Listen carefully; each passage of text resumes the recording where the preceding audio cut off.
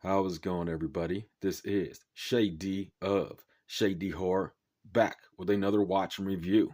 Today it is It. As you can see, I have the DVD here and the Blu ray.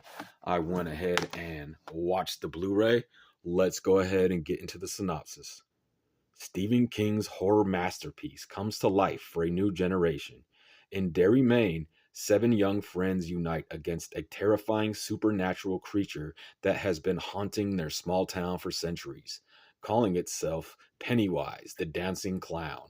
It is a monster of unspeakable power that takes the form of everyone's most horrific fears. Threatened by their worst nightmares, the only way these kids can survive it is together.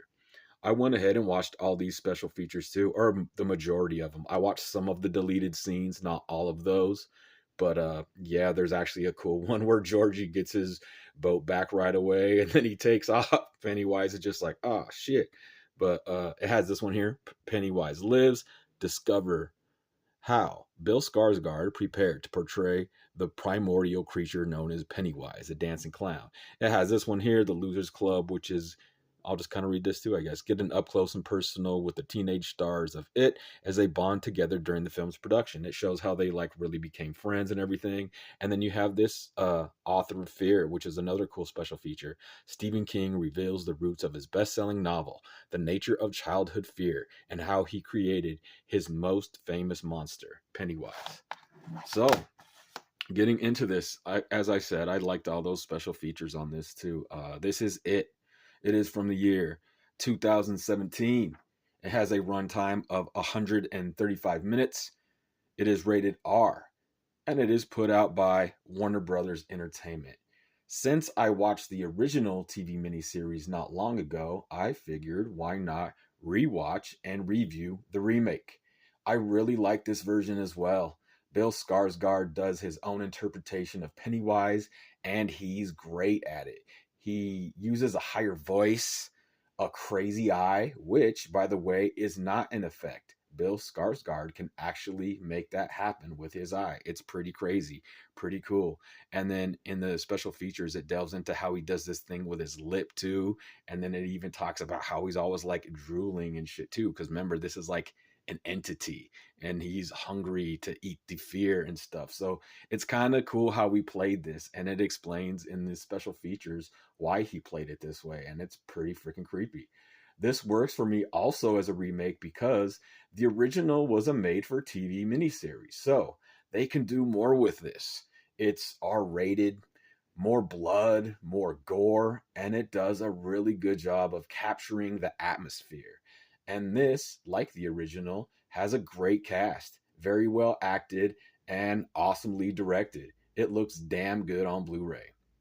So here we are again with the Losers Club as they grow up, as they come of age, and deal with it. Like the miniseries, we really get to know each character and their life struggles and their side stories, what their fears are. This one starts in a different era, though. It's late 80s. So when we see Georgie, it says 1988, and then it kind of takes place in the summer of 89. So it's the late 80s. It's cool how I noticed this time Gremlins and also a Beetlejuice poster. So that was a cool little nod. This starts off in the rainstorm and it looks great. Sound, location, everything is on point. Good shit. Poor Georgie, though. Poor little Georgie. The main story is there from the original, but this one also does a lot of its own thing with the kids' side stories, their fears, the gore, the blood, and the language. It's great. The kids do phenomenal here. It feels like the late 80s, and they feel like a real group of friends. How they interact and talk, how they look out for each other. It's done really well. And the sound also is awesome in this. This is full of 80s references. I mean, what was it, like a Street Fighter thing? In one scene, you see a Rampage video game in the back.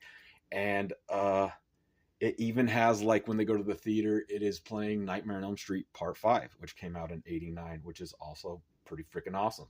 It's done really well. And I like how it plays out. Like I said, it's full of 80s references, and I noticed a couple that I didn't notice the time or two before when I'd seen this. The locations, the vibe, the tone, everything is good in this. I like how it is. This is how you do a remake. People that never got to see the original can go back to it as reference, or those that read the novel. But again, it does its own thing and it's ramped up. It's an R-rated movie where the original had to work within the confines of network television. Any TV film can benefit from a remake like this because you can ramp it up, amp it up, make it more brutal and more language and expand on it. Take something like, I don't know, The Langoliers, for example, which really looks dated because of that ridiculous old CGI. But today, if they could use the blend of practical and CGI like they did here in it would be upgraded and, of course, make it rated R and just let that motherfucker rip. So many great scenes in here. We see the arm being bitten off, artwork comes to life, a headless body of a kid is walking around. We have like that homeless sick guy that he's creepy. There's just so many good scenes in here. In like the slideshow, there's just all kinds of great creepy imagery all throughout, and it's done well. And the entire cast gives a great performance. Every single cast member delivers in their roles. It puts you right in that era, that environment, this mythology and story of Pennywise the dancing clown. Although over 2 hours, the pacing is great.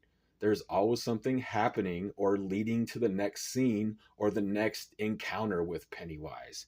It looks great, got some creepy shit in here, and the sound, I cranked up the volume. It was awesome. I really noticed how good like some of the sound design and stuff was this time as well.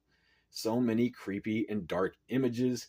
Pennywise is again badass. Bill Skarsgård does his style and it works. How he talks, how he moves, that lazy, crazy eye thing that he does, and even that weird thing he does with his lip. You know, he could do both those things, and it kind of explains that in special features. I mean, it's all good shit. This has that rewatch value to it. Has a lot of rewatchability to it, just like the original does. I love the original, and I like this one too, man. I like this one a lot.